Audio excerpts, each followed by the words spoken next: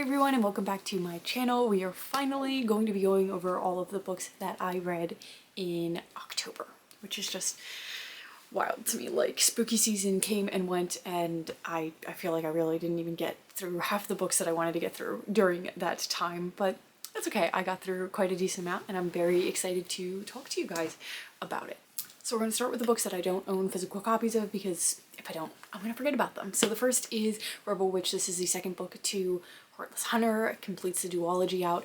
I enjoyed it. I thought it was just a really fun, cute time. Very like intro fantasy, but still, like I said, a fun time. Now that I'm looking back on it though, I did kind of forget that I read this, and I forget like the way that the plot of this book went.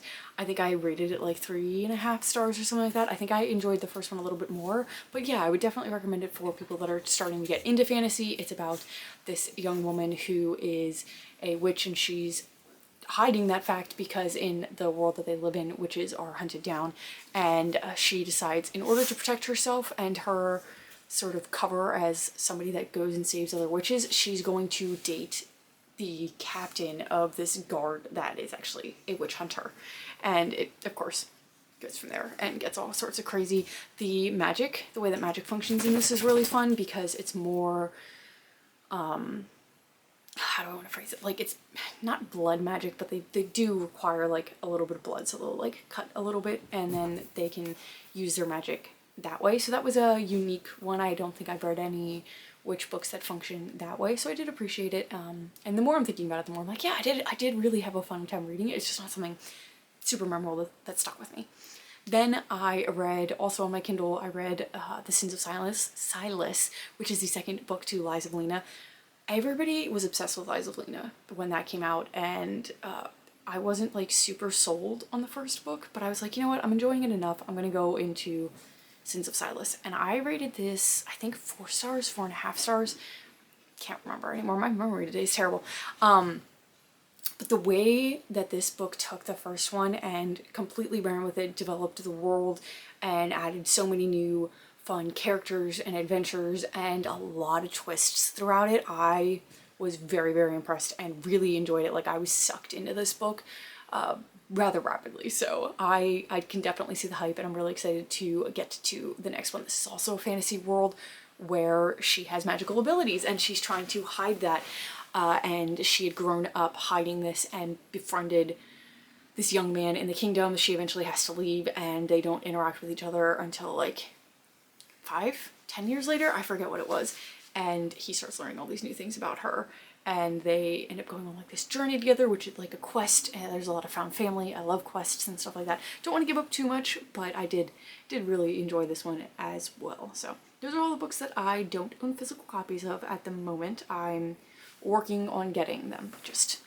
haven't yet. So getting into the massive stack next to me, I listened to the audiobook for The Hannah Baskervilles, but obviously I own it. This was a perfect like gothic spooky time for around the Halloween season. This is obviously a Sherlock Holmes mystery, and in this one he sends Watson to these moors, and I can't remember where the moors are set. Somewhere in England, I think. But out on the moor there's this sort of legend that there's this massive supernatural hound that lives out there, and it kills every descendant that is part of this family, the Baskervilles. And Watson is going out to sort of try to see what's going on because there's a new heir that's living there, and he's like, weird things have been happening. Can you fix this for me so that I don't die as well? And just the description of like the eerie, foggy moor in the morning and the hound and the depiction of him like really gave those gothic vibes that you want around Halloween season, like I said. So definitely really enjoyed this. This was like a 4-star read. Then I read You Belong to Me by Mary Higgins Clark. Oh, that's right. Okay, so this is about a radio show host who is exploring the issues of women who fall prey to seductive killers. She starts looking into the disappearance of a wealthy investment advisor, and as she's looking into all of this, a bunch of people, anybody that might have a clue or a connection to what had happened, start going missing. So there's like a lot of death in this one compared to most Mary Higgins Clark books, and every time you think you kind of know who was involved, it's completely changed, and most of the time they end up dying. So that was it was fun because it really kept you on your toes and on the edge of your seat trying to figure out what was going on with this one. Then two books that were they were definitely misses for me, had the same trope in them, and I was really hoping at least one of them would hit a little bit, but that was not the case. The first is Blood Orange. This has the trope like love you in every lifetime, find you in every lifetime. In this one, he's a vampire, and in every lifetime, this young woman that he falls in love with ends up dying in front of him. And in the last one, she is actually a witch and she's supposed to be hunting him down. So she's hiding who she is. She doesn't ever have memories of this happening. She doesn't know that she has this past with him. So when she interacts with him in the present timeline, it's really just her trying to kill him. I thought this would be really fun, but it just didn't feel like their relationship was developed in the past. You didn't get a lot of past timeline at all. And I just really wanted that. I wanted to see the connection developed and everything. And then the whole her being like a vampire hunter, like witch in this witches guild and everything like that. There was a twist in there that I saw coming from like a mile away for why she was in this witches guild. And I felt like it would have been a lot more fun if she had found that out a lot earlier and spent a lot of the story doing different things than she was doing. Like, I feel like we waited until the end to unveil that, and there was this massive twist at the end that I just felt like was really gimmicky because they just didn't know what they wanted to do with the book. And the next book is going to dive into that. The whole thing kind of felt like it was meant to be a setup for the next one, and it really lacked a lot of the setup. So like, this was a 2-star read, very disappointing. I'm not going to be reading the next one. Then the next one with that trope that I read is Our Infinite Fates.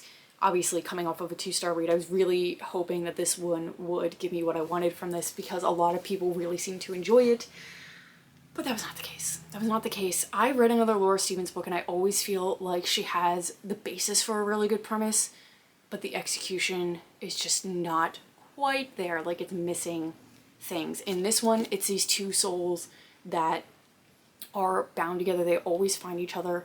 And in every lifetime, they're like reincarnated as different men, women, like always different, but they always end up finding each other. And one of them always remembers why they are connected together and ultimately why they have to kill the other one before they reach 18. So they're always like locked in this battle where they're killing each other before they turn 18. And his name is Arden. Arden never tells, I forget what her name is, Evelyn, why he's always trying to kill her. Sometimes she gets mad and kills him because, like, sure, why not? But ultimately, whenever they kill each other, the other one dies as well. I think reworking this premise, like same with the other one, could have been really, really unique and fun. But when we got to the ultimate explanation, the twist, I was like, A, why did we not tell her this centuries ago? And you could have been working together to try to solve this problem for this long. Like, that drove me nuts because I was like, if I spent decades and decades and centuries running from this person and they're refusing to tell me what's going on, A, I wouldn't fall in love with them. Still don't know why these two loved each other. Didn't get that at all. And I would also be trying to actively get away from them, which was not what Evelyn was really doing. Didn't make sense to me. But we got to that final twist. I'm like, we didn't set up for this at all. This feels like very out of left field. And then there was a secondary twist on top of the twist that was a reveal that just felt like it was unnecessary at that point. I really do think if that had been shown much earlier in the book and they spent like centuries, lifetimes working to try to undo this fate that they were part of, I think it would have been much better in execution and I would have been a little bit more connected to it. So this one was like a 3-star read compared to the other one, but still not very good. At this point, I'm almost going to just stop reading Laura Stevens books because I just feel like they're never hitting the way that I want them to, which is disappointing. Then I read Still Beating by Jennifer Hartman. I was always very unsure whether or not this was like a dark romance or a suspense book, and I think it's technically, I would call it a dark romance, but it definitely has a lot of suspense elements, so you can have it in both. It's about these two young people who do not get along. It's a girl named Cora and her sister's fiance, Dean. And they've known each other since they were younger. They always had this animosity. Dean's always making fun of her. Like, they like prank each other. Like, they're not good together. Cora ends up getting abducted, and Dean is actually abducted with her. So it talks about them while they are in this terrible place with this guy that's abducted them, and the terrible things that he makes them do and puts them through. Definitely a lot of trigger warnings. I would look into that before you read this book. And then it ultimately talks about, I don't know how much I want to give away for this. Yeah, I don't want to go too far into it, but like the way that they handle all of this together and the way that this alters the course of their life together and pretty much like binds them together in a way that they never anticipated or saw coming.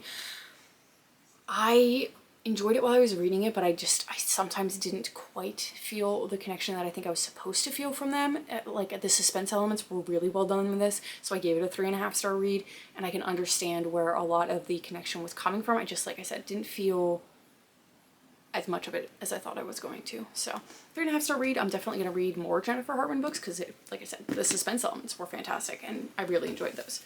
Then moving into my DNF for the month. I think this is my only DNF for the month. It's Tender as the Flesh. I knew going into this what this was about. It's like about meat processing plants in a world where traditional meat is not available, and they start using humans and raising them sort of like you raise cattle and other meat products. And I knew what the content was, what the point of this was going to be, but reading through it and like the descriptions and everything, I just couldn't do it. It just gave me the ick and creeped me out so bad. And like I can handle a lot of gory things, but this one I just couldn't do. So the author definitely got the point across in the very short amount of time that I read it. I don't even want to know how this finished because I just couldn't bring myself to read it out. I just honestly didn't care because I knew what the point was. So we just DNF'd that. I was too grossed out to finish it. Then I listened to the audiobook for Capturing the Devil, which is the last book in the Stalking Jack the Ripper series. I loved this one. This was a 4-star read. I really enjoy this series. It's great YA series. Has some really creepy elements because they are both into investigating deaths, and they end up winding up with a lot of serial killer cases, but they work sort of like as a coroner, and you get a lot of like bodily horror depiction and everything like that. So that's kind of fun and gross and weird. It's fun that they keep finding themselves in the middle of these serial killer plots. This one ties back to a lot of the premise in the first book, which I thought was a unique way to wrap up this series, wrap up their story together, and you get a lot more of the personal storyline as well between the two main characters, who I love. Like their banter back and forth is something that made me laugh and smile the entire time through all of these books, which is hard to sustain for that long, but I really enjoyed them. I think they were adorable together, so I loved that. And then I like that you get to see bits of history in this. This talks about the World's Fair in the United States and a really popular case in the United States surrounding a serial killer, which I don't want to give away because if you know it, you can very easily start picking up what's going on in this book. It doesn't ruin it in any way, but like once I got to that character, I'm like, oh, I know what's happening. Like I know this part of history. So I would definitely recommend that if you want like a fun, suspenseful YA series. Very, very well done. Then I read Catabasis. I think I actually started this in September, I think, and then just didn't finish it. But this was my first Arf Kong book, and no, second book. I read The Poppy War as well and loved that book. This was her first standalone that I've read, and it's about these two students that are studying alchemy and alchemy, I think, or magic, analytical magic, sorry. I'm mixing up my fantasy stories. Analytical magic, and the mentor dies. So they decide casually that they're going to go in hell and they're going to bring him back. And this whole thing is just this journey through not only hell, which takes on a really personal tone for them because hell shifts to their own forms of it. It's also very like self-discovery-esque, where they are learning a lot about themselves and their motivations behind going down to get their mentor and why they desperately need him in their lives, why they're so wrapped up in academics and success in that world. And there was just a lot in this. I really, really enjoyed it. It talks a lot about philosophy and sort of mathematical concepts and different things like that. I had not a whole reading vlog, but like I did like a fall day where I read this and I talked a lot about it. Definitely went on a rant, so I'm not going to continue to do that, but I really enjoyed this. This was a 4.5 star read. I might have said 4 originally, but it's definitely 4.5 now that I think about it more. Then I did a 24-hour reading vlog that you guys can go watch as well if you would like, and in that one I ended up reading a lot of thriller suspense books, which was great for this time of year. The first one that I ended up reading was The Housemaid's Secret. This is the second book to the Housemaid series. I was surprised by this. This was a 4-star read. A lot of people didn't seem to really appreciate the books following the first one. Maybe they mean the third one in the novella, but I still thought this was really fun. Did not anticipate the twists going on in this. In this one, she is once again working as a housemaid and weird things are happening in the house, and she's decided like she's going to intervene and try to help this woman, and like the twists and turns that this took, I really was quite entertained by this, and it's such a quick read. Like, Freida McFadden books are very, very easy to get through.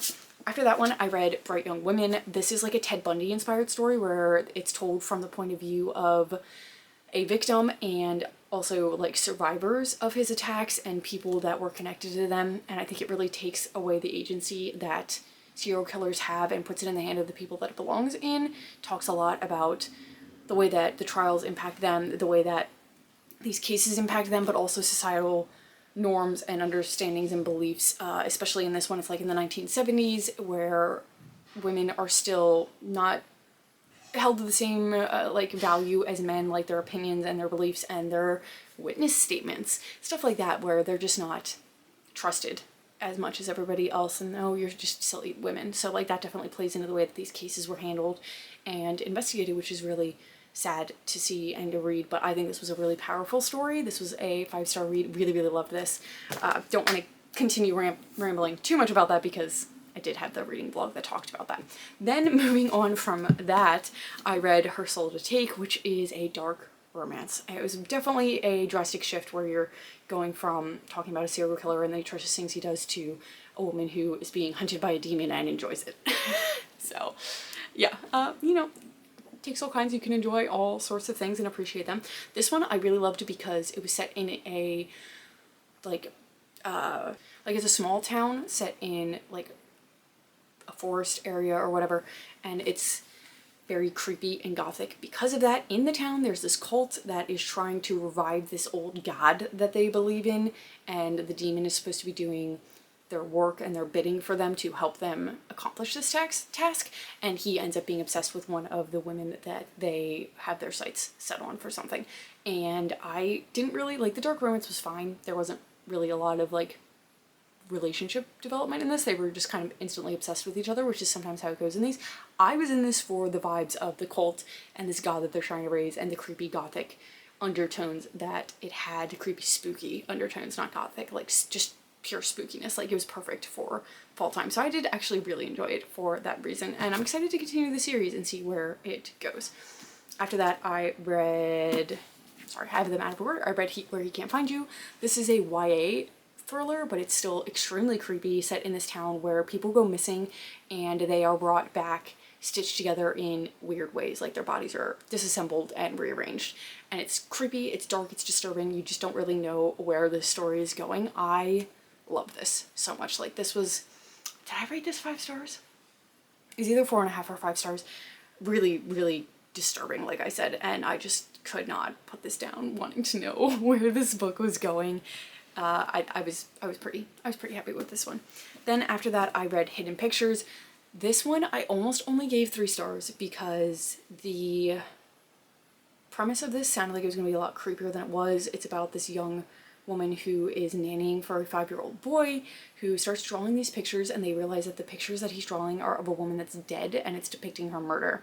And you start wondering, like, why are you doing this? And then the pictures progressively get more adult. They're no longer like the caricatures of a 5-year-old, so they're wondering where the pictures are coming from. And the setup for it didn't really give as creepy as I thought it was going to. They start offering an explanation that I'm like, is that really where we're going with this? And then we get to the end, and that completely changed my perspective on it. That bumped my rating all the way up to a 4-star from a 3, because I just didn't see it coming, and I was so happy with the way that this went at the end. So if you're wanting something that's a little eerie and weird, but not keep you up in the middle of the night creepy, I would recommend this one. And then lastly, in that reading vlog, I started Defend the Dawn. Didn't finish it, but I did start it. I have since finished it, obviously, since it's in this. This was a 4-star read. I don't know why I haven't continued this series. This is the second book to Defy the Night. This is a YA series where the young female main character is stealing these flower petals and using them to try to heal the sick people in the poorer areas of the realm. The rich people have a lot of it and they're hoarding it, and things just aren't being portioned out the way that they're supposed to be. And she's been working with this outlaw with her that she doesn't really know who he is, and then she finds out who he is, and things just go from there in a weird direction. This one takes the politics of that and really expands it, expands the world, expands the sort of things that they have to work through in order to accomplish their end goal of healing their realm and figuring out where some of the corruption is rooted into it. And you don't get a lot of YA fantasies that are very politically driven. It's a very easy political system to understand, but I liked that that was kind of the focus that this one took. So I'm very excited to read the third one, see where it goes. We were introduced to a new character in here that added some other tension, and I really appreciated it. I don't know if it's meant to be a love triangle, but like it felt like it was to me, and I have a person that I want her with, and I don't know if she's gonna end up with that person, which is gonna actually really be sad if that's not the case. So we'll see. Hopefully I might get to the last one in November if things go the way I want them to. Then I listened to Agatha Christie's Murder at the Vicarage. I say Vicarage. I think they were pronouncing it like Vicarage. I don't really know. But this is about a man who is murdered that everybody really doesn't like. A lot of people joked like, oh, things would just be better if he were dead, and that ends up being what happens. And the police are baffled and trying to figure out who, like there's so many different characters at play, as there always is in Agatha Christie, and Miss Marple comes in and she starts like telling them all of these different things that she's pieced together, and they're like, where did you get this from? Like, you're just an old woman that just go away. This was Miss Marple's first story, so it was kind of fun to see her get her start and solve this crime. This one wasn't anything super special other than it was her first one, so I enjoyed that. I think this was like a 3-star read, not overly memorable in my opinion. All right, we have 2 more books that I finished. The first is actually a reread that I did called Return to Midnight. This is another thriller. This is set 10 years after a massacre happens at the Midnight House, which is where a group of college students were living. They were in the same ballet company together, and one night everybody is brutally attacked. Only 3 people end up surviving. One of them is a young woman that becomes a true crime writer, and she has now decided to go back to town to write a book about this massacre, what had happened that night, and to try to sort of answer some questions that she still has about what's going on. I read this last year and gave it a 5-star. I gave it a 5-star again this year. This one kept me on the edge of my seat, and I just couldn't believe the direction that this went. I thought it was so cool and such a great twist. This is an indie book that you can get on Kindle Unlimited, or you can buy the paperback on Amazon. I would strongly recommend it. I think this is fantastic. I really loved this, especially for a debut novel. Like this knocked it out of the park. It was fantastic. And then the last one that I finished is Daisy Hates by Jessa Hastings. This is the second book in like the Magnolia Parks universe, but obviously it's not following Magnolia Parks, it's following Daisy Hates. Their universes kind of weave together a little bit. This one I didn't like as much as Magnolia Parks. I felt like the writing style in this was very different. There are footnotes all over the place, which I didn't like. You can kind of see them there. There are more footnotes in here than there are pages in the book, which drove me up a wall. They just didn't seem necessary. They were just like internal thoughts that she was adding to what was on the page, and I stopped reading them after a while because I was like, this is not necessary. And I didn't really appreciate the motivations behind any of the terrible actions that these characters had. I just felt like I connected more to Magnolia Parks, which is weird because that's just equally as toxic. But this one, I just didn't like the writing style. I don't know if the writing style is the same in Magnolia Parks, and I just didn't notice it originally, but it bothered me more. In this one, it just felt like run-on sentences, random bad grammar structure and sentence structure, which like is fine sometimes, but very stream of conscious in this in a way that I just didn't appreciate. It took me a long time, I think probably halfway through, to get into this and actually like want to finish out the story. I'm gonna finish The World because I've heard all the characters undergo a lot of growth and development, and I'm excited to see that, but I don't think Daisy Hates is gonna be my favorite out of the 2. It normally seems like you prefer one over the other, and I think I'm gonna end up being a Magnolia girly, which is weird because she's so vapid in a way that like Daisy isn't quite as bad, but I don't know. I liked her more when I was reading through that, so I don't know. Then to just go over the books that I didn't finish for the month, we have Not Another Love Song. I started it, just obviously didn't finish it. Like I said, the physical book's downstairs. I don't feel like getting it, so pictures on the screen, Not Another Love Song.